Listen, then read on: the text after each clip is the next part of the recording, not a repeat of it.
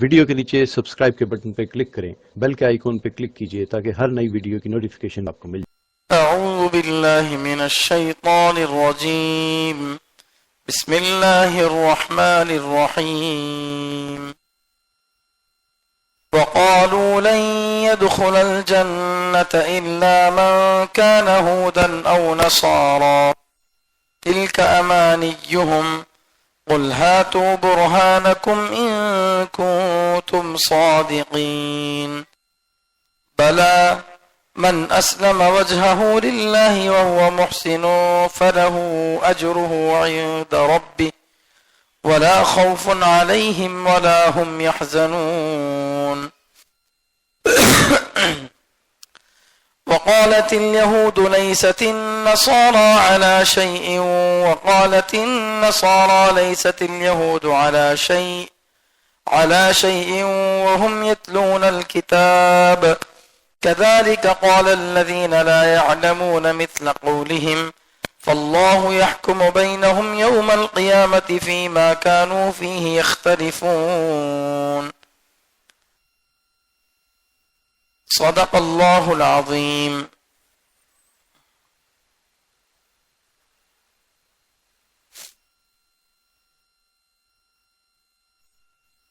سورہ بقرہ آیت نمبر 111، 112 اور 113، ان تینوں آیات کریمہ کی آپ کے سامنے تلاوت کی گئی ہے۔ ان آیتوں میں اللہ تبارک و تعالی یہ بتا رہے ہیں کہ یہودی اور عیسائی جو نبی علیہ السلام کے زمانے میں موجود تھے وہ مسلمانوں کو کس طرح سے پریشان کرتے تھے۔ اس سے پہلے بھی بہت ساری آیتوں میں یہ باتیں آ چکی ہیں کہ یہودی اور عیسائی ایمان نہیں لاتے تھے اور ایمان نہ لانے کے لیے لنگڑے بہانے بناتے تھے، جیسے اگر یہ قرآن اللہ کی طرف سے ہے تو اس میں پہلے ایک حکم بعد میں ایک حکم کیوں آ رہا؟ ایک ہی حکم رہنا تھا۔ حالانکہ اللہ جو چاہے کر سکتے ہیں، پہلے حالات الگ تھے، اللہ نے حکم دیا، بعد میں حالات بدل گئے تو اللہ نے حکم کو بدل دیا۔ تو اس طرح سے جو ہے اس چیز کی وجہ سے وہ اعتراض کرتے تھے۔ اسی طرح حضرت سلیمان علیہ السلام کے جادو کے جو حضرت سلیمان علیہ السلام کی طرف جادو کی نسبت کر کے یا وہی لے کر آنے والے فرشتہ چونکہ حضرت جبریل علیہ السلام ہے، انہوں ہمارے کو پسند نہیں ہے، اگر ان کے علاوہ کوئی اور فرشتہ لے کر آتا تو ہم مانتے۔ اس طرح کی بکواس باتیں یہ لوگ کرتے تھے۔ ایمان لانا نہیں تھا، بہانے کے طور پر باتیں بتاتے تھے۔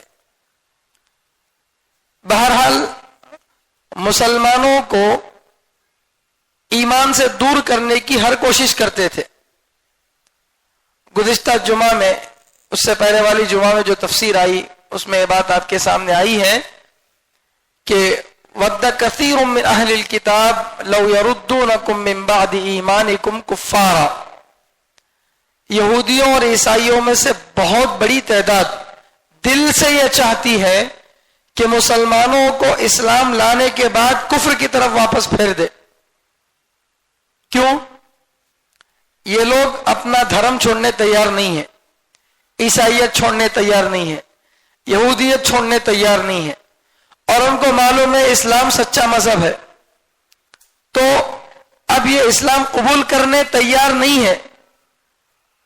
ایسی صورت میں اسلام قبول کرنے والے حق ہوں گے اور ان کو نجات مل جائے گی، جنت میں جائیں گے۔ اس لیے وہ یہ چاہتے تھے کہ جنت ہم کو نہیں ملی، ان کو بھی نہیں ملنا، ہم غلط مذہب پر باقی ہیں، اس وجہ سے ہم کو جنت تو ملے گی نہیں، لیکن مسلمانوں کو بھی جنت نہیں ملنا، حسد کرتے تھے اور مسلمانوں کو دل سے کافر بنانے کی پوری کوشش کرتے تھے. تو اسی سلسلے میں ایک بات یہ ہے کہ مسلمانوں کو ڈپریشن میں ڈالنے کے لیے، مسلمانوں کو ہراسمنٹ کرنے کے لیے، ان کو ذہنی طور پر پریشان کرنے کے لیے ایک بات بولتے تھے. وہ کیا بات تھی؟ یہودی یہ کہتے تھے مسلمانوں کے سامنے کہ جو یہودی بنا وہی جنت میں جائے گا، بقیہ کوئی جنت میں نہیں جائیں گے. اسی طرح عیسائی بھی مسلمانوں سے یہی کہتے تھے، جو عیسائی بنا وہی جنت میں جائے گا، اس کے علاوہ کوئی جنت میں نہیں جائیں گے. اب جو بھولا بھالا مسلمان ہے وہ اس طرح کی باتوں کو سن کر پریشان ہوتا کہ بھئی اسلام قبول کیے، اسلام قبول کرنے کے بعد پریشانیاں تکلیفیں آ رہی ہیں، ان کو بھی جھیل رہی تاکہ جنت نصیب ہو.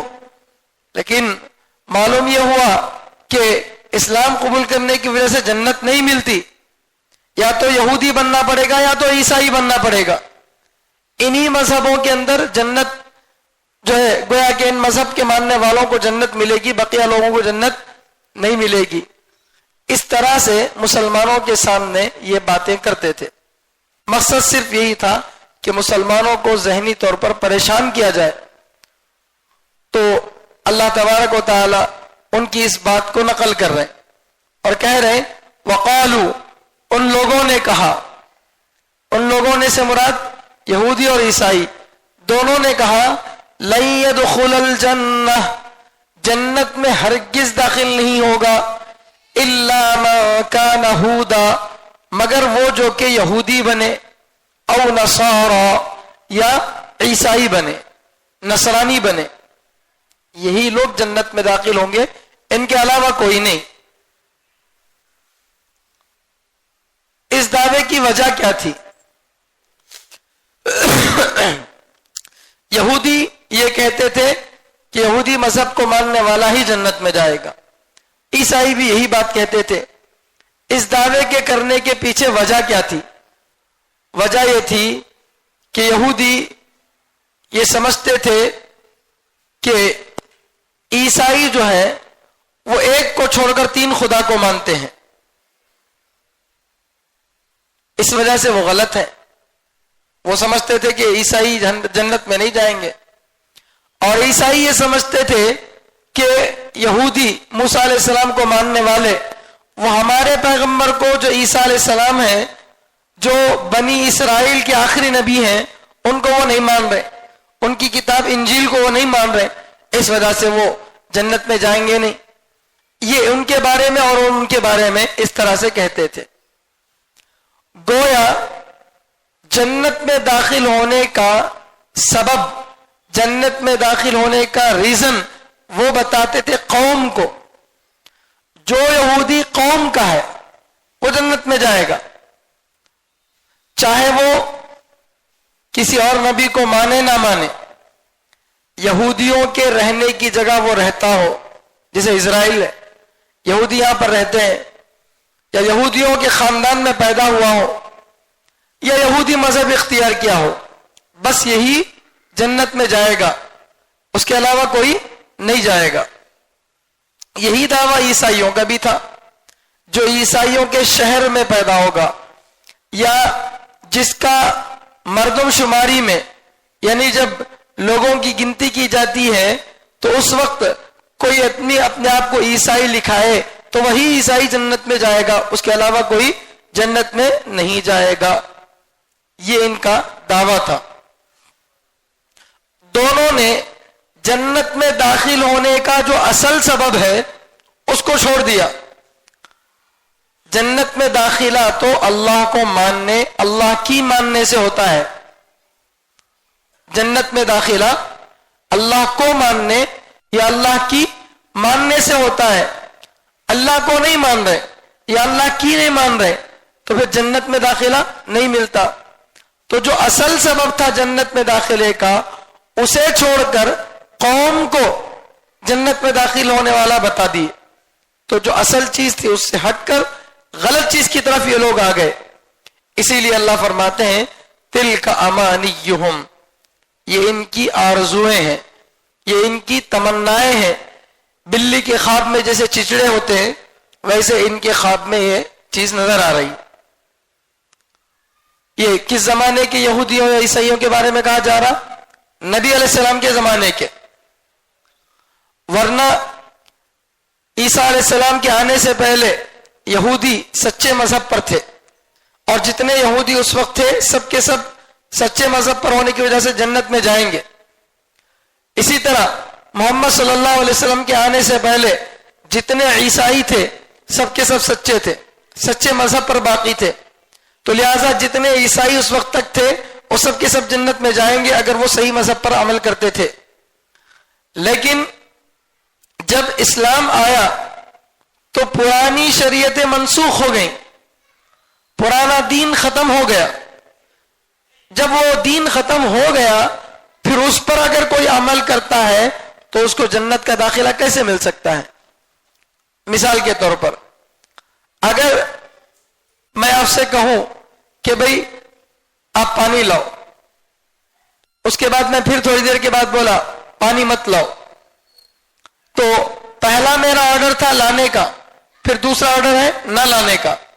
تب میری بات پر عمل کب ہوگا، لانے سے یا نہ لانے سے؟ نہ لانے سے، کیونکہ پہلا میرا جو آرڈر تھا وہ بدل گیا. اب آپ آفس کو جا رہے ہیں، کووڈ کا زمانہ تھا، کووڈ کے ٹائم پہ یہ بولے کہ بھئی ورک فرام ہوم کرو، گھروں میں بیٹھ کر جاب کرو. یا کووڈ کے ٹائم پہ ٹائم شارٹ تھا، اتنے سے اتنے وقت میں جا کے آنا، اس کے بعد نہیں، کووڈ چلا گیا مثلا، اب حالات نارمل ہو گئے. اب کوئی یہ کہے کہ آپ پہلے بولے تھے نا ہمارے کو ورک فرام ہوم کرنا بول کے، اب کئی کو حکم بدل رہے ہیں. یا پہلے اتنے وقت تک اس تھا نا، اب ایسا کئی کو کر رہے ہیں. تو کیا بولتا باس؟ وہ حکم بھی دینے والا میں، یہ حکم بھی دینے والا میں. اب جو دوسرا میرا آرڈر آیا، پہلے آرڈر پر عمل کرنے والا اب عمل کرنے والا شمار نہیں ہوتا. سوال کا پیپر آپ کے ہاتھ میں آیا، ایگزام کا پیپر، بتایا گیا کہ یہ ایگزام کا پیپر پچھلے سال کا ہے. لیکن کوئی آدمی پچھلے سال کا ایگزام کا پیپر رکھ کر جواب لکھے، نمبرات ملتے اس کو؟ ملتے نہیں ملتے. اس سال کا جو ایگزام پیپر ہوگا وہ رکھ کر لکھیں گے نا. حالانکہ دونوں پیپرز گورنمنٹ کی طرف سے آئے ہیں، ایجوکیشن ڈپارٹمنٹ کی طرف سے آئے ہیں. لیکن 2024 کا پرچہ اگر کوئی 2025 میں ایگزام میں لکھے تو اس کو مارکس ملتے نہیں ملتے. کیوں؟ اس وقت کا جو ایگزام ہے وہ الگ تھا، اس میں کوشچنز الگ تھے. اب اس وقت کا ایگزام الگ ہے، اس میں کوشچنز الگ ہے. اگر کوئی یہ کہے وہ بھی تو آپ کا پیپر تھا، یہ بھی آپ کا پیپر ہے، وہ لکھا تو کہ کو غلط، تو کیا جواب دیں گے؟ دونوں ہمارے پیپر ہیں، لیکن اس پیپر کو لکھنا اس دن کے لیے اتنے گھنٹے کے لیے صحیح تھا. وہ جو ایگزام کا ٹائم ہوتا ہے 4 گھنٹے، اس ٹائم پہ آپ وہ پیپر لے کے لکھ سکتے تھے. اس دن پار ہو گیا تو اس پیپر کی کوئی ویلیو ہے نہیں. اب نیکسٹ پیپر کا انتظار کرنا پڑے گا. ویسے ہی جو شریعت موسیٰ علیہ السلام کی تھی وہ عیسیٰ علیہ السلام کے آنے تک تھی. عیسیٰ علیہ السلام جیسے آ گئے تو موسیٰ علیہ السلام کی شریعت پر عمل ختم. اسی طرح عیسیٰ علیہ السلام کی جو شریعت تھی وہ نبی علیہ السلام کے آنے تک وہ جو ہے عمل کرنے والی تھی. جیسے ہی عیسیٰ علیہ السلام آ گئے تو اب وہ کیا ہو گئی؟ ختم ہو گئی، اب عمل کے قابل نہیں رہی. تو جو شریعت ختم ہو چکی ہے، جس پر عمل اب جائز نہیں ہے، اس پر کوئی عمل کر کے یہ کہے کہ میں اللہ کا حکم ماننے والا ہوں، تو یہ غلط ہے آدمی. بات سمجھ میں آ رہی؟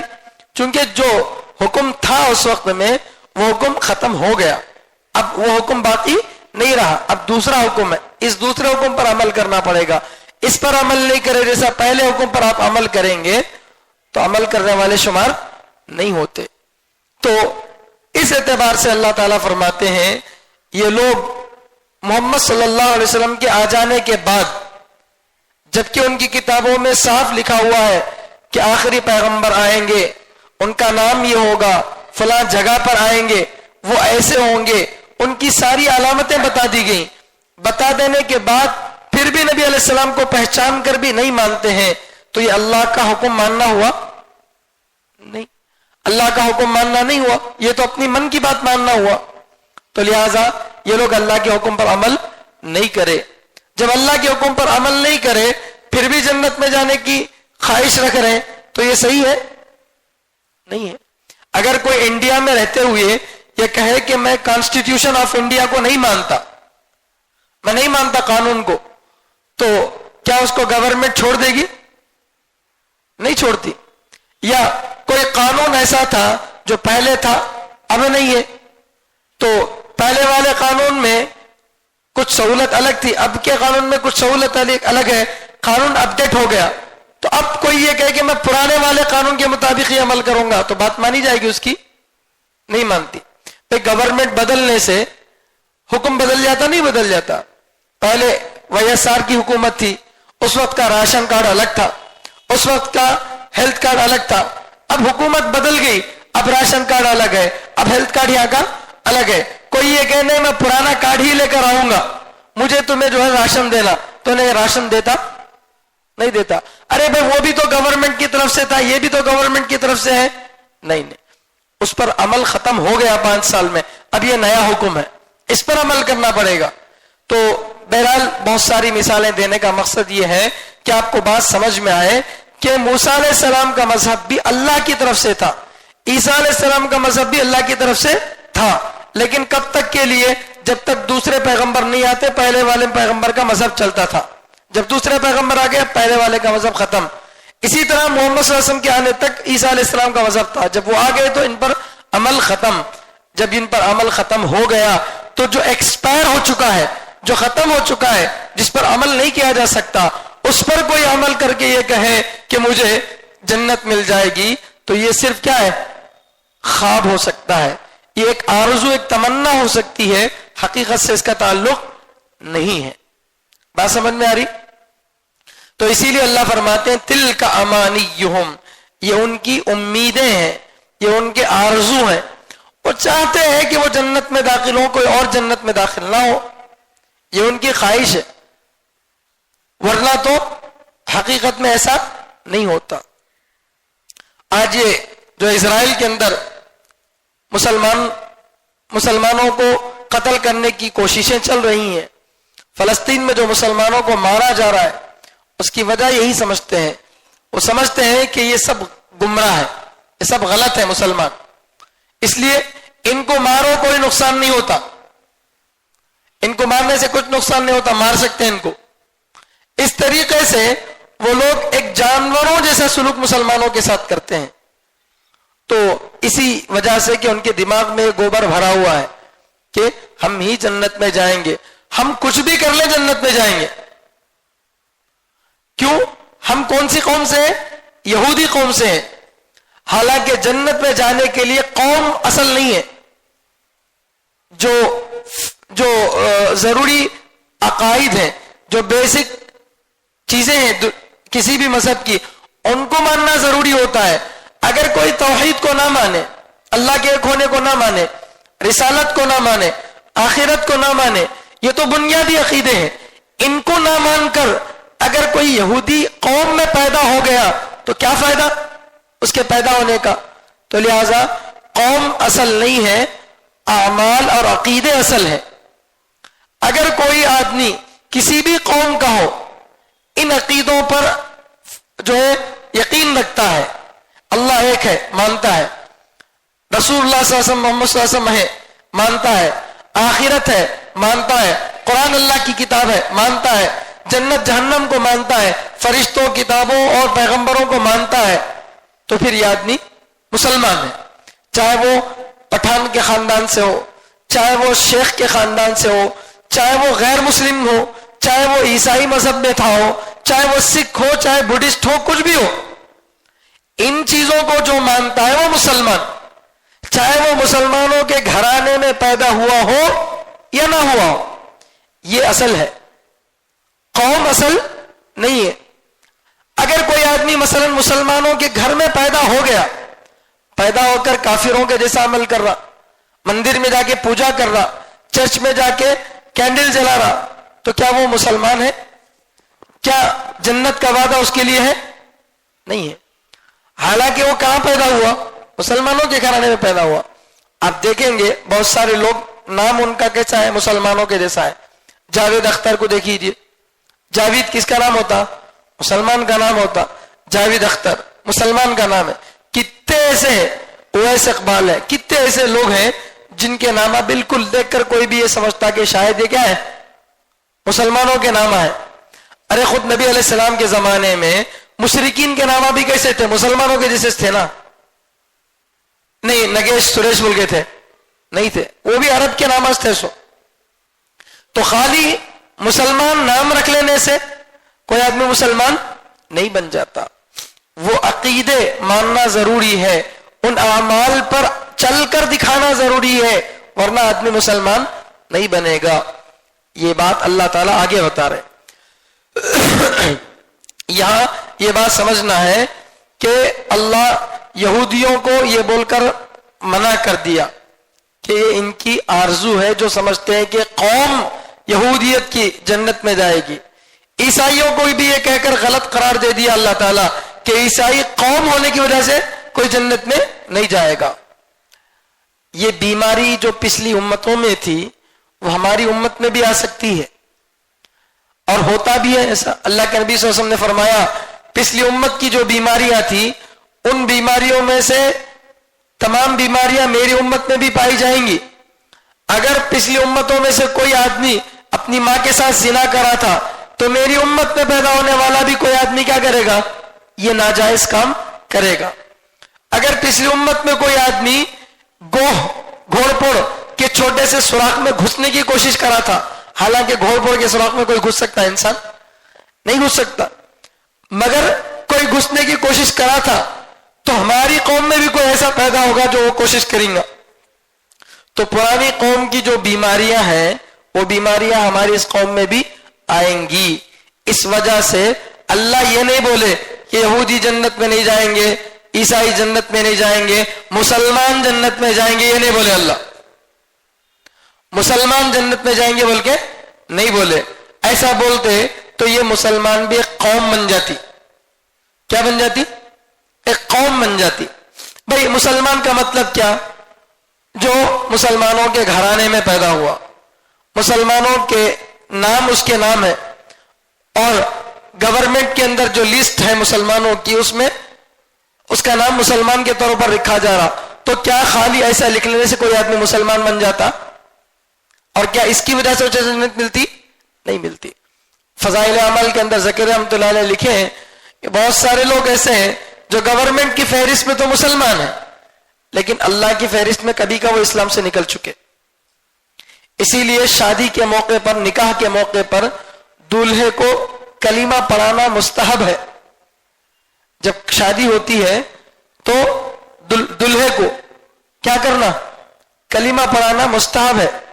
مجھے ایک بات پسند آتی کہ جس طرح شادی کے موقع پر بچی کو قرآن پڑھا کر دکھانے لگاتے، اب وہ ایک رسم بن گیا، وہ الگ بات ہے، لیکن فی نفسی ذرا دل میں فکر رہتی ماں کو کہ میری بچی قرآن پڑھی نہیں تو کیسا، جوڑیں گے رات میں کیا کرنا؟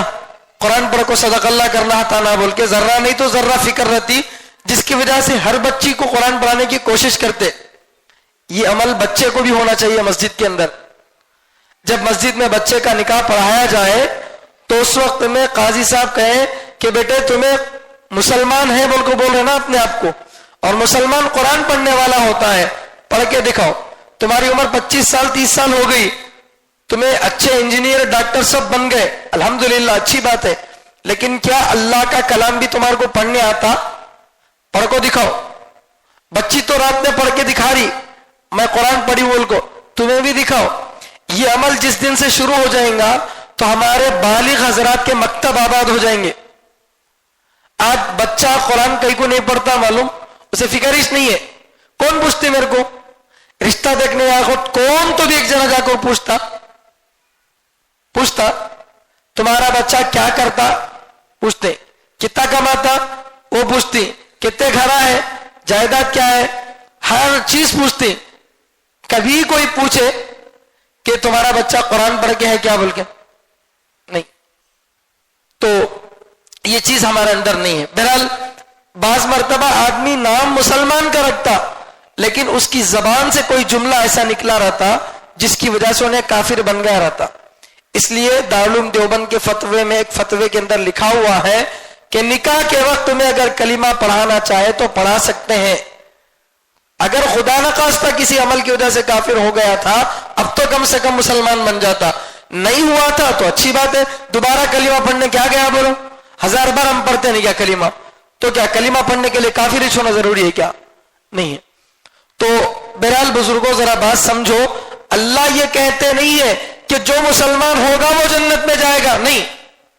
ایسا بولنے کی صورت میں قوم جنت میں جائے گی یہ بات سمجھ میں آتی. جو مسلمانوں کی اولاد میں پیدا ہوا, جو مسلمانوں کے خاندان میں پیدا ہوا, انہیں چاہے زنا کریں دے, چاہے شراب پین دے, چاہے کتنے بھی غلط کامہ کر لیں گے, انہیں جنت میں جاتا, ایسی بات سمجھ میں آتی. حالانکہ اللہ کو کسی قوم کے ساتھ کوئی لگاؤ نہیں ہے. اللہ کیا کہہ رہے, جنت میں جانے کا قاعدہ بتا رہے. اچھا, پہلے تو اللہ تعالیٰ یہ پوچھ رہے یہودیوں اور عیسائیوں سے, تم جو یہ کہتے ہو کہ یہودی ہی جنت میں جائیں گے, مسلمان نہیں جائیں گے, عیسائی ہی جنت میں جائیں گے, مسلمان جنت میں نہیں جائیں گے, یہ ایک دعویٰ ہوا نا, ایک کلیم, ایک دعویٰ کر رہے ہیں آپ. تو جب بھی کوئی دعویٰ آپ کر رہے ہیں تو اس کے لیے پروف چاہیے. کیا چاہیے اس کے لیے؟ پروف چاہیے. اور برڈن آف پروف کس کے اوپر ہوتا, دعویٰ کرنے والے پر یا سننے والے پر؟ اگر میں یہ کہوں کہ یہ گھر میرا ہے تو اس کے لیے کاغذ مجھے پیش کرنا پڑتا یا سامنے والے کو پیش کرنا پڑتا؟ جو دعویٰ کرتا اس کو نا, تمہیں بول رہے نا تمہارا گھر بول کے, لاؤ کاغذات دکھاؤ. تو اب انہوں دعویٰ کرے نا کہ جنت میں ہمیں جاتے, دوسرے نہیں جاتے, تو اس کو اللہ تعالیٰ بول رہے ہیں قل, اے نبی صلی اللہ علیہ وسلم کہہ دیجئے, ہاتو برہانکم, اپنی دلیل, پکی دلیل لے آؤ, ان کنتم صادقین, اگر تم سچے ہو. دعویٰ تو بہت بڑا ہے, نام بڑے درشن چھوٹے, اتنا بڑا دعویٰ کر رہا لیکن دلیل کچھ بھی نہیں ہے. عیسائیوں کو انجیل میں سے دکھانا پڑے گا کہ دیکھو ہماری کتاب میں لکھا ہوا ہے جو عیسائی بن جائے گا وہ جنت میں چلا جائے گا. ایسا کہیں لکھا ہوا ہے کیا؟ یا یہودیوں کو دکھانا پڑے گا کہ تورات کے اندر یہ لکھا ہوا ہے کہ جو بھی یہودی ہے وہ جنت میں جائے گا, چاہے وہ کچھ بھی کر لے جنت میں جائے گا, ایسا کہیں لکھا ہوا ہے؟ تمہاری کتابوں سے نکال کے بتاؤ. جب تمہاری بنیادی مذہبی کتابوں میں یہ بات نہیں ہے تو پھر کس بنیاد پر تم کہہ رہے؟ اتنا بڑا دعویٰ جنت میں جانے کا خالی نہیں, ہمیں جنت میں جاتی ہیں, دوسرے نہیں جاتے. ایک ہے ہم بھی جنت میں جائیں گے, یہ دعویٰ ذرا کم درجے کا ہے. ہم بھی جنت میں جائیں گے, دوسرے بھی جائیں گے, یہ دعویٰ ذرا ہلکے درجے کا ہے. لیکن ہم ہی جنت میں جائیں گے, دوسرے نہیں جائیں گے, یہ تو بڑا مضبوط دعویٰ ہوا. اور دعویٰ جیسا دلیل بھی کیا رہنا, ویسی رہنا. فارسی زبان میں ایک شعر ہے, نگفتہ ندارت کسے باتکار ولیکن چگفتی دلیل اشبیار, کہ جب تک تمہیں کوئی بات نہیں بولتے تمہارے سے کسی کو کوئی کام نہیں رہتا, لیکن جب تم بول دیے زبان کھول کے کوئی بات تو اب اس کی دلیل دکھانا پڑتا. یہ گاڑی کس کی بول کے پوچھ رہے, نہیں معلوم, بول کوئی بات نہیں, یہ میری ہے بول کو بول رہے, اب پروف پیش کرنا پڑتا. دیکھو میرے جیب میں اس کی کیلی ہے, اسے گاڑی کھول رہی, اس کا نام میرے نام پہ گاڑی بک, دلیل پیش کرنا پڑتا اس کو. ویسے اللہ فرماتے ہیں اتنا بڑا جو تمہیں دعویٰ کر رہے کہ ہم ہی جنت میں جائیں گے, ہمارے علاوہ کوئی جنت میں نہیں جائے گا, تو اتنے بڑے دعوے کے لیے دلیل بھی ویسی چاہیے. تو دلیل لاؤ, ہاتو برہانکم, اپنی دلیل لے آؤ, ان کنتم صادقین, اگر تم کیا ہو, سچے ہو. تو جب قرآن ان کو للکار رہا تو ان کے پاس دلیل ہوتی تو لا کے دکھاتے نا. بھئی جب اگر مسلمان سے پوچھا جائے تمہیں انڈین ہے تو تمہارے انڈین ہونے کو پروف کرو, بولے تو کیا کرتا, چپ کے بیٹھ کو رہتا گھر میں. اتنی بڑی بات میرے بارے میں بولتے ہیں تمہیں، میں انڈین نہیں ہوں بول کو، دیکھو میرا آدھار کارڈ دیکھو، میرا پاسپورٹ دیکھو، میرا یہ دیکھو، دکھاتا نہیں آدمی، دسیوں پروف دکھاتا اور بولتا کیسا بولتی جی تمہیں، میں انڈین نہیں ہوں بول کے. تو آدمی جوش میں آ جاتا. اگر اس سے کوئی چیلنج کرا تو بولتے نہیں تمہیں مرد بانے ہے تو کر کو دکھاؤ، بول تو برابر کر کو دکھاتا ہونے. اللہ ان سے چیلنج کر رہے، تمہیں اتنا بڑا تو دعویٰ کر رہے ہیں، اس دعوے کے لیے تمہیں پروف دکھاؤ اپنی کتابوں میں. اگر پروف ہوتا تو وہ لا کر کیا کرتے؟ نبی علیہ السلام کے سامنے پیش کرتے. لیکن ان کی کتابوں میں کہیں بھی یہ لکھا ہوا نہیں ہے کہ ان کو، ان کی قوم کو جنت میں داخلہ ملے گا، کسی اور کو نہیں ملے گا، ایسا نہیں ہے. تو لہذا ان کا یہ جو دعویٰ تھا وہ بے بنیاد ہے، غلط ہے. اب اللہ فرما رہے انہوں جو دعویٰ کر رہے ہیں وہ غلط ہے. بلا کیوں نہیں؟ بلا کے معنی کیوں نہیں یعنی ان کے علاوہ دوسرے جنت میں کیوں نہیں داخل ہوں گے؟ برابر داخل ہوں گے. یہودیوں اور عیسائیوں کے علاوہ بھی لوگ جنت میں داخل ہوں گے، لیکن جنت میں داخل ہونے کے لیے کسی قوم کا نام نہیں لیا اللہ کہ فلاں قوم کے لوگ جنت میں داخل ہوں گے، نہیں، بلکہ جنت میں جانے والے اعمال بتا دیے. اللہ کے نبی صلی اللہ علیہ وسلم بھی ایسے ہی کرے کہ تفرقت بنو اسرائیل علی 72 ملة وستفترق امتی علی 73 ملة كلهم في النار الا واحدہ. اللہ کے نبی صلی اللہ علیہ وسلم فرماتے ہیں کہ بنی اسرائیل میں 70 پر 2 جماعتیں تھیں، میری امت میں 70 پر 3 جماعتیں ہوں گی، اور ہر جماعت جہنم میں جائے گی سوائے اس جماعت کے جو ما انا علیہ واصحابی، یعنی جس طریقے پر میں اور میرے صحابہ ہیں اس طریقے پر جو جماعت عمل کرے گی وہ جنت میں جائے گی. ایسا بولے. یہ نام نہیں لیے اللہ کے نبی صلی اللہ علیہ وسلم. دیوبندی جنت میں جائیں گے، تبلیغی جنت میں جائیں گے، بریلوی جنت میں جائیں گے، اہل حدیث جنت میں جائیں گے، ایسا نام نہیں لیے، بلکہ کام بول دیے. جو یہ کام کر رہا وہ جنت میں جائے گا. اب دیکھ لو تمہیں یہ کام کون کر رہا؟ جو نبی کے اور نبی کے صحابہ کے طریقے پر ہے وہ جنت میں جائے گا. تو اس طرح سے قوم کو نہیں بتایا گیا بلکہ کام کرنے والوں کو بتایا گیا. تو وہی بات یہاں پر بھی اللہ فرما رہے مسلمان جنت میں جاتی بول کے نہیں بول رہے، ورنہ تو کیا ہوتا، مسلمان مطمئن ہو جاتے، ہمیں بس ہمارا نام عبداللہ اور عبد الرحمن رکھ لیے کافی ہے، ہمیں تو مسلمان بن گئے، اب ہمارے کو جنت میں داخلہ تو ملتا ہے، ایسا سمجھتے. اس وجہ سے اللہ تعالیٰ بولے نہیں، من اسلم وجہہ للہ، جو اپنے چہرے کو اللہ کے آگے تابع کر دے، اللہ کے حوالے کر دے، یعنی اپنی ذات کو، اپنے پورے وجود کو اللہ کے حوالے کر دے. اسلام لے آنے کے معنی ہے فرما برداری کرنا، اللہ کے جو حکم ہے اس کو مان لینا. تو ٹوٹلی اپنے آپ کو جو اللہ کے حوالے کر دے، وَهُوَ مُحْسِنٌ، اس حال میں کہ وہ مخلص ہو، اس حال میں کہ وہ مخلص ہو.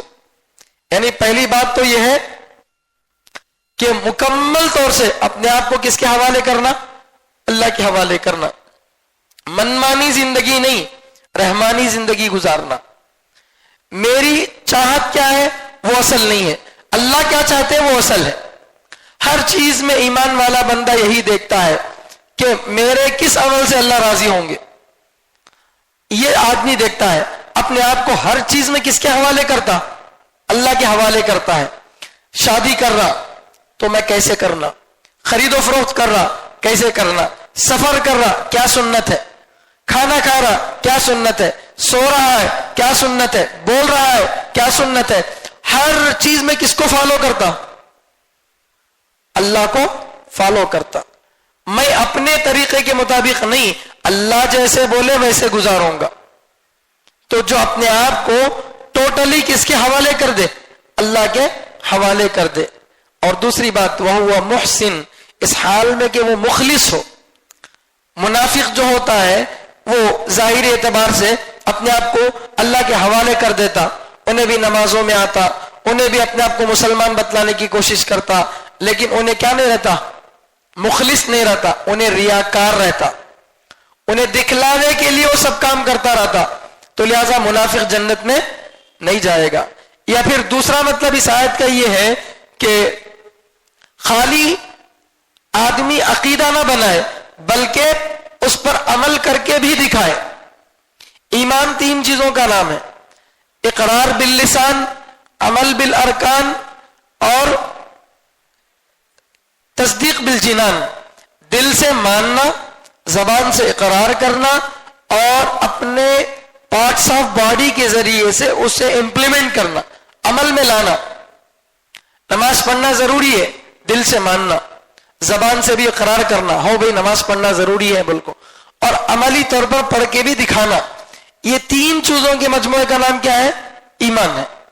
اگر کوئی آدمی دل سے نہیں مانتا ہے, زبان سے بول رہا, تو وہ مومن ہے؟ نہیں. یا اسی طرح کوئی آدمی زبان سے, دل سے تو مان رہا لیکن زبان سے ظاہر نہیں کر رہا, وہ بھی مومن نہیں ہے. یہ یہودی اور عیسائی جو تھے وہ دل سے مانتے تھے یہ صحیح مذہب ہے بول کو, وہ جانتے تھے. اب بھی کئی ہندو ایسے ہیں جو جانتے ہیں کہ یہ صحیح مذہب ہے مگر زبان پر نہیں لاتے, اور کچھ لاتے ہیں لیکن دل میں ان کے کچھ اور ہوتا ہے. تو یہ 3 چیزیں جب شامل ہوں گی تو بغیر کسی تاخیر کے اللہ تعالیٰ اس کو جنت میں اولین درجے میں داخلہ عطا فرمائیں گے. تو عمل بھی ضروری ہے. آدمی دعویٰ کرنے کے ساتھ کیا بھی کرے؟ عمل بھی کرے. عملی زندگی میں اپنے آپ کو دین کا تابع بنا کر دکھائے. فَلَهُ أَجْرُهُ عِنْدَ رَبِّهِ, تو اس کے رب کے پاس اس کے لیے اس کا بدلہ ہے. تو یہاں اللہ تعالیٰ 2 باتیں بتا رہے ہیں جنت میں جانے کے لیے. ایک تو یہ ہے کہ آدمی اپنے آپ کو پوری طرح سے اللہ کے حوالے کر دے, اور دوسرا اچھے اعمال کرنے والا ہو اخلاص کے ساتھ. یہ دونوں چیزیں ضروری ہیں.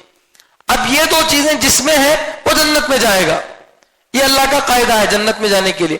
اب دیکھو یہاں پر کہیں مسلمان کا لفظ آیا, مسلمان جنت میں جاتا بلکہ بولے نہیں, بولے کیا بولے؟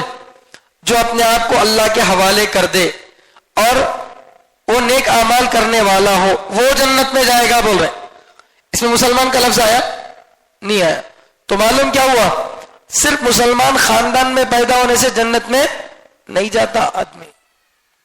اللہ معاف فرمائے, بہت سارے مسلمان اسی دھوکے میں ہیں. ہمیں سیدہ جی, ہمیں حضرت فاطمہ کی اولاد میں سے ہیں, ہمیں حضرت علی کی اولاد میں سے ہیں, ہمیں فلاں میں سے ہیں, ہمیں فلاں سے ہیں, بھاڑ میں جائے سب, کچھ نہیں کام آتا. میں فلاں کی اولاد ہوں, میں فلاں کی اولاد ہوں, اس کا کوئی تعلق ہی نہیں اسلام کے اندر. تمہیں کیا ہے وہ بولو. تمہارے بابا صحابی تھے, تمہیں اگر ایمان نہیں قبول کرے تو جنت میں جائیں گے. نوح علیہ السلام پیغمبر تھے, بیٹا اسلام قبول کرا نہیں کرا, اللہ جنت میں داخل کریں گے؟ نہیں. ابراہیم علیہ السلام بیٹے نبی تھے, باپ آزر اسلام قبول کرے نہیں کرے, جنت میں جاتے نہیں جاتے. حضرت لوط علیہ السلام پیغمبر ہے, بیوی اسلام نے قبول کری, جنت میں جاتی نہیں جاتی. حضرت آسیہ فرعون کی بیوی اسلام قبول کر لی, شوہر فرعون اسلام قبول نہیں کرا, جنت میں جاتا نہیں. تو کئی مثالیں ایسی ہے جس میں ہم کو سمجھایا گیا قرآن کے اندر کہ شوہر مسلمان ہو تو بیوی اس کی وجہ سے جنت میں نہیں جاتی, بیوی بھی مسلمان ہونا ضروری ہے. باپ مسلمان ہو, بیٹا جنت میں نہیں جاتا, بیٹے کا بھی مسلمان ہونا ضروری ہے. اس کا ایمان اس کے لیے کام نہیں آتا, اس کا ایمان اس کے لیے کام نہیں آتا. سمجھ میں آ رہی بات؟ تو آج جو لوگ یہ سمجھتے ہیں کہ ہم فلاں خاندان سے ہیں, ہم فلاں درگاہ کے مجاور ہیں, ہم فلاں درگاہ کے سجادے ہیں, تو جنت تمہارا ٹھیکہ نہیں ہے. اگر نمازوں کو چھوڑ کر کوئی درگاہ میں بیٹھنے والا پیر یہ کہے کہ میں اللہ کا ولی ہوں, جھوٹا ہے, چپل لے کے مرنا اسے. نماز اللہ کے نبی صلی اللہ علیہ وسلم سے معاف نہیں ہوئی, نماز اللہ کے نبی صلی اللہ علیہ وسلم سے معاف نہیں ہوئی. اللہ کے نبی صلی اللہ علیہ وسلم سے اللہ نے کیا کہا؟ وَعْبُدْ رَبَّكَ حَتَّى يَأْتِيَكَ الْيَقِينُ, جب تک موت نہ آ جائے آپ اپنے رب کی عبادت کرتے رہیے. آخری وقت میں بھی جب چلنے نہیں ہوتا تھا تب بھی آپ صلی اللہ علیہ وسلم 2 لوگوں کے سہارے مسجد کو جا کر نماز پڑھتے تھے. تو جب نبی علیہ السلام سے آخر وقت تک بھی نماز معاف نہیں ہوئی تو یہ بیٹھ کر کمینہ یہ کہے ہمیں دل کی نماز پڑھتے ہیں. تو بقیہ کام بھی دل سے کرنا تھا. کھانا کہیں کو کنڈا رکھو کھاتا سامنے, سارے کام دل سے کرنا نہیں. بقیہ کام تو کرتا, حیدرآباد جانا ہے تو سواری لاتا نہیں, اڑ کو جاتا. سب کاموں کے لیے ذریعہ اختیار کر رہا, مگر نماز ہی تو ہمیں دل سے پڑھ لیتے کہتے استغفر اللہ. تو اس طرح سے کچھ لوگ بیوقوفی کا اظہار کرتے ہیں. اور مسلمانوں میں بھی بڑی تعداد بیوقوفوں کی ہے جو جا کر جنت کے ٹکٹاں خریدتے, انہیں بیٹھ کر لاکھ میں 50,000 میں جنت کی ٹکٹ دیتا, اس میں لکھ کو دیتا اے شیخ عبد القادر جیلانی یہ آدمی اسے جنت میں داخل کرو, وہ کون سائن کر کو دیتا کہتے. تو قبر کے فرشتے آتے جسے پوچھتے رہتے ٹکٹ کیا بات تیرے پاس جنت کی ٹکٹ ہے کیا بول کو, اس کے کفن پر رکھو رہتا تو انہوں دیکھ لیتے انہیں عبد القادر جیلانی رحمۃ اللہ علیہ کا ماننے والا ہے تو لہذا انہیں جنت میں چل جاتا. استغفر اللہ.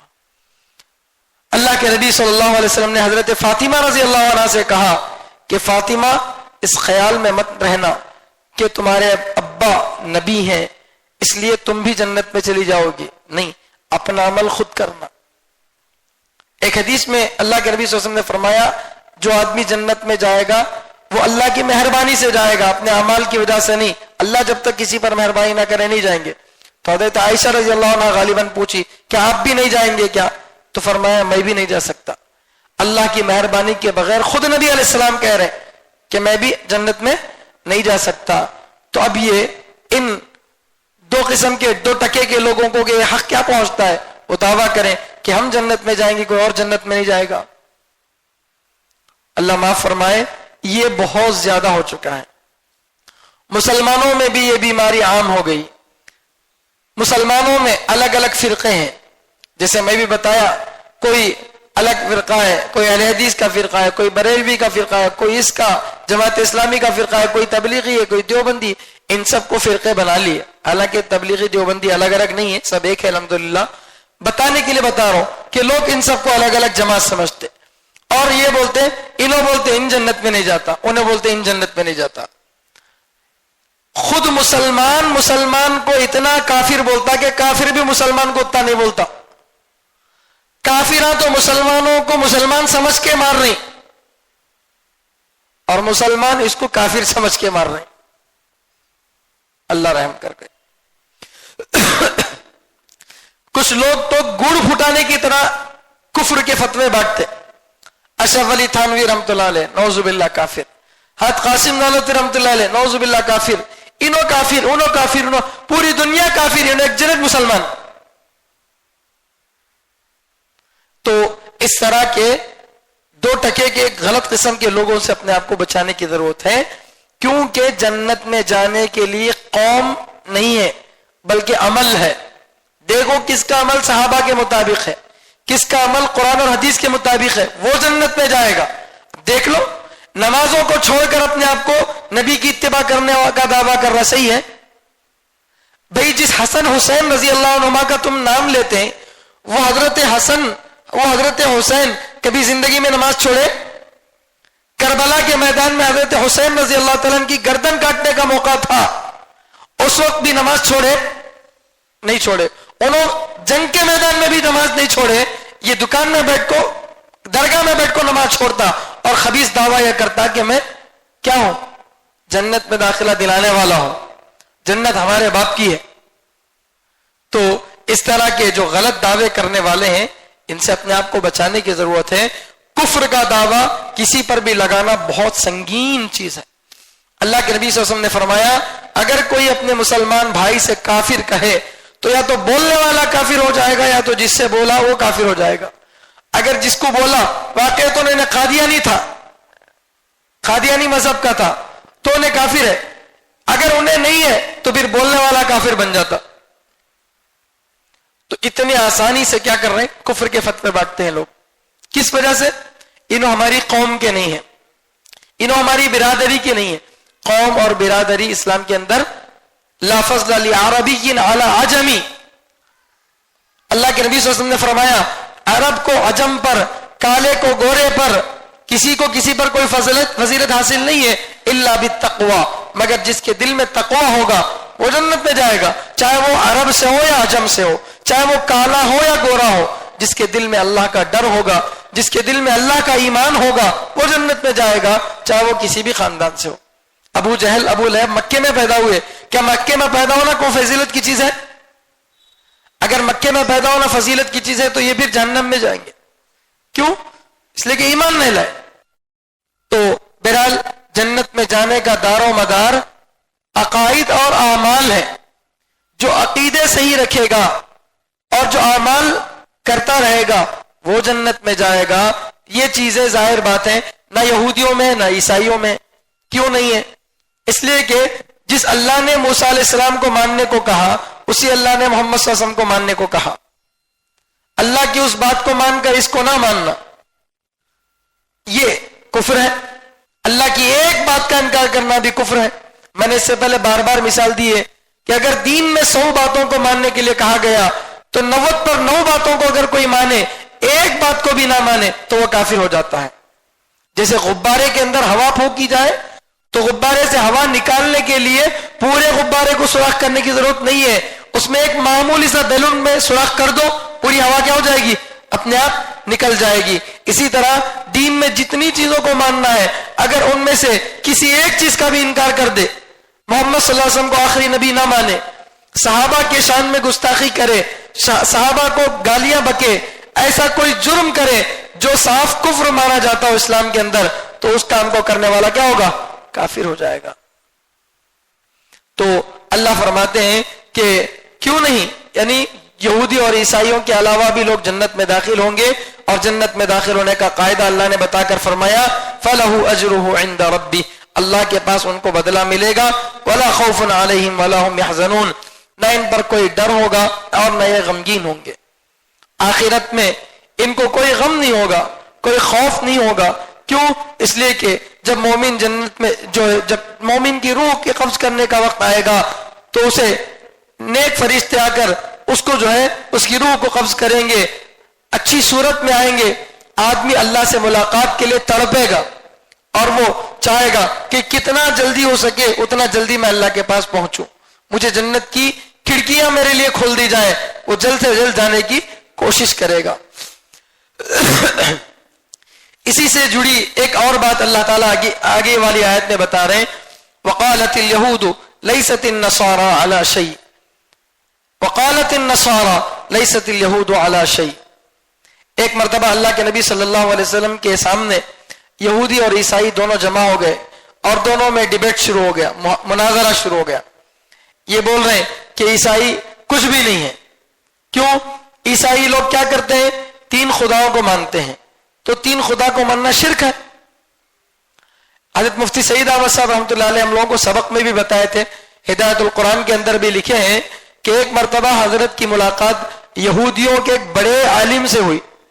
تو حضرت اسے مسجد میں آنے کی دعوت دی.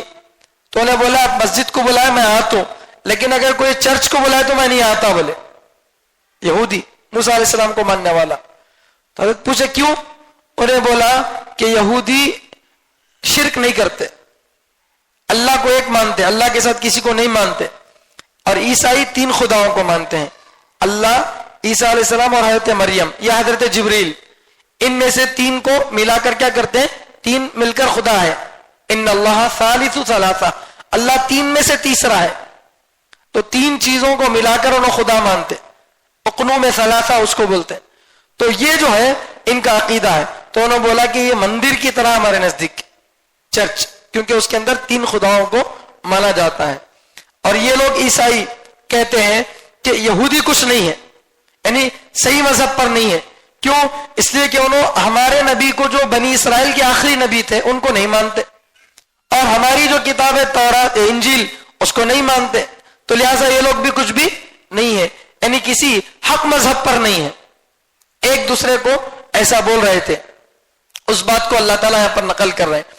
وقالت اليهود، یہودیوں نے کہا لیست النصارى على شيء، نصارہ یعنی عیسائی کسی جو ہے قابل بنیاد، کسی بنیاد پر نہیں ہے، کسی اعتبار والی چیز پر نہیں ہے.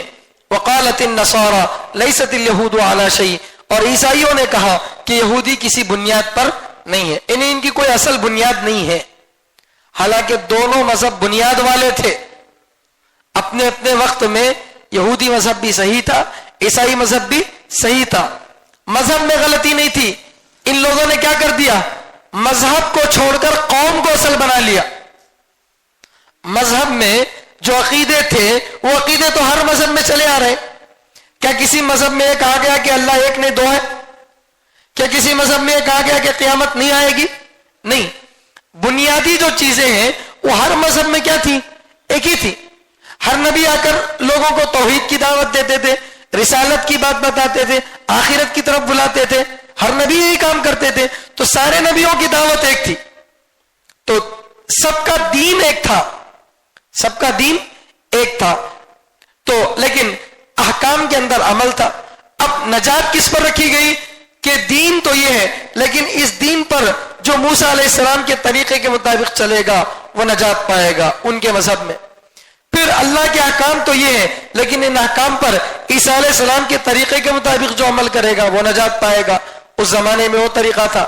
اب جب نبی علیہ السلام آ گئے تو دین وہی ہے، لیکن اس کو جو نبی علیہ السلام کے طریقے کے مطابق چلے گا اس پر وہ نجات پانے والا ہوگا، بقیہ کو نجات نہیں ملے گی.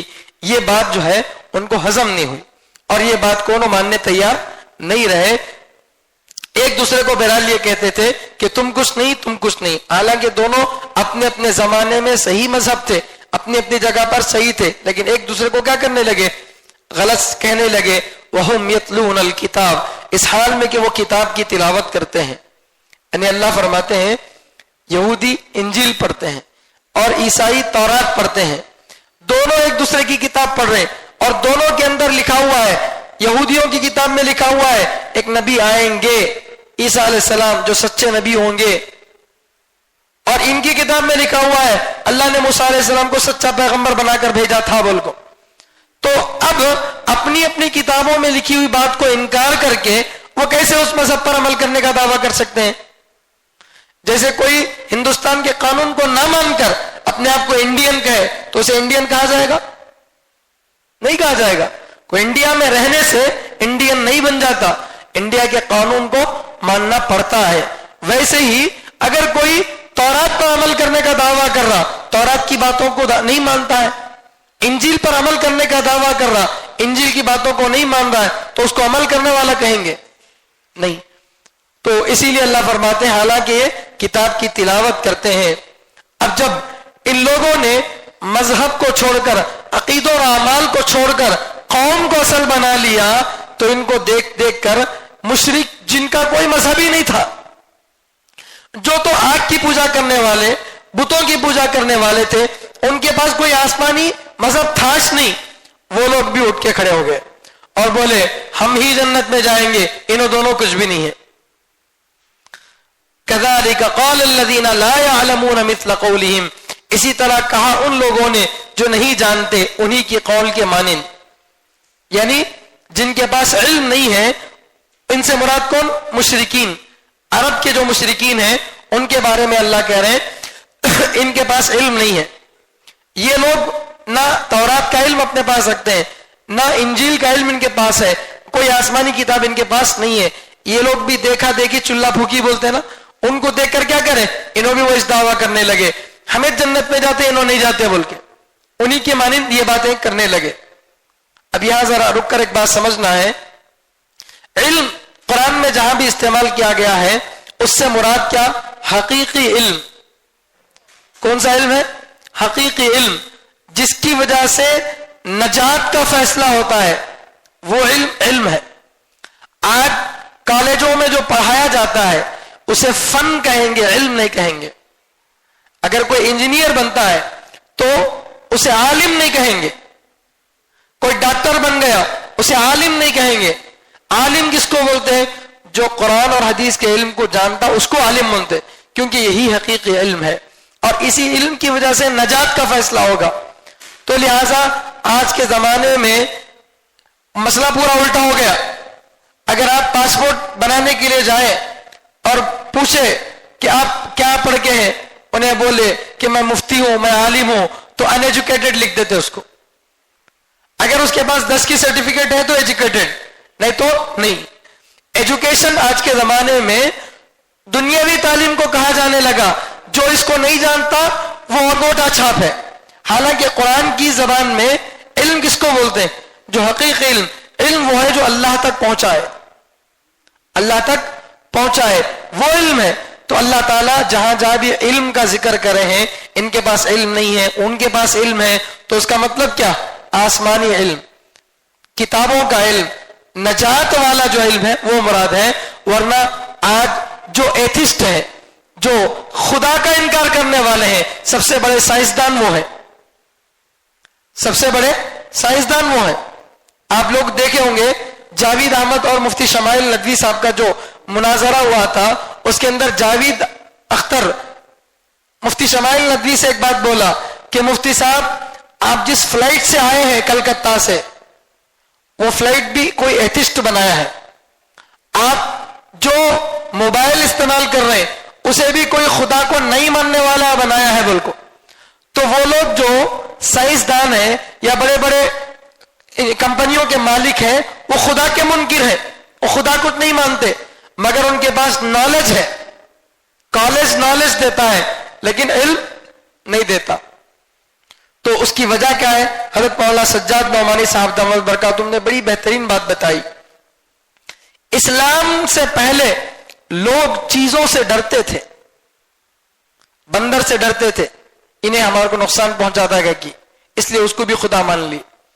سانپ کو دیکھے، انہیں ڈس کو کہاں تو نقصان پہنچاتا ہے کہ دودھ ڈال کے اس کی پوجا کرنا شروع کر دیے. گائے کو دیکھے، انہیں مارتی گی، اس کی پوجا شروع کر دیے. ہر چیز کو، جس کو بھی دیکھتے کیا کرتے؟ اسے خدا بنا لیتے. چیزوں سے ڈرتے تھے جس کی وجہ سے ان کو خدا بنا لیتے تھے. اسلام آیا اور بتایا کہ ڈرنا صرف اللہ سے ہے. تو از حکم داور گردن مپیچ کہ گردن نہ پیچ ز حکم تو ہیچ. اللہ کے حکم سے تو گردن مت موڑ، دنیا کی کوئی چیز تیرے حکم سے گردن نہیں موڑتی. تو اللہ کا ڈر ہونا چاہیے، اللہ کے علاوہ کسی کا ڈر نہیں ہونا چاہیے. یہ کانسیپٹ، یہ بات اسلام نے بتائی. جب اسلام آیا تو لوگ چیزوں سے ڈرنا چھوڑے، تب ان پر ریسرچ کرنا شروع کرے. ریسرچ کے نتیجے میں آج یہاں تک پہنچے ہیں. ورنہ آج سے پہلے اتنی ریسرچ تھی؟ اگر یہ ریسرچ کرنے والے ہوتے تو آج سے پہلے 1000 سال پہلے پلین وجود میں آ جانا تھا، آج سے 1000 پہلے پیٹرول وجود میں آ جانا تھا، 1000 سال پہلے. لیکن یہ سب چیزیں، ٹیکنالوجی اس وقت میں وجود میں نہیں آئی. کیوں نہیں آئی؟ اس لیے کہ لوگ چیزوں سے ڈرتے تھے، ریسرچ کرنے سے ڈرتے تھے. اب جب معلوم ہوا کہ کسی میں کوئی نفع اور نقصان نہیں ہے تو اس پہ ریسرچ کرنے لگے. تو بہرحال یہ ملحد وغیرہ، یہ لوگ اپنے آپ کو علم والا بولتے، حالانکہ وہ علم نہیں ہے. علم وہ ہے جو اللہ تک پہنچائے. فاللہ یحکم بینہم یوم القیامہ فیما کانوا فیہ یختلفون. اللہ فرماتے ہیں یہودی ایک دعویٰ کر رہے ہیں کہ عیسائی کچھ نہیں ہے، عیسائی یہ دعویٰ کر رہے ہیں یہودی کچھ نہیں ہے، مشرک بول رہے ہیں کہ یہودی اور عیسائی کچھ نہیں ہے. ہر ایک اپنے آپ کو صحیح بول رہا. دہی والی اپنا دہی میٹھا بول رہی، دوسرے کا دہی کھٹا. ویسا ہر ایک یہ دعویٰ کر رہا کہ ہم صحیح ہے، دوسرے غلط، یہ دعویٰ کر رہے ہیں. تو اللہ بول رہے ہیں کہ ان کے درمیان پریکٹیکلی اللہ فیصلہ کریں گے قیامت کے دن. فاللہ یحکم بینہم یوم القیامہ. اللہ قیامت کے دن ان کے درمیان فیصلہ کریں گے. فیما کانوا فیہ یختلفون.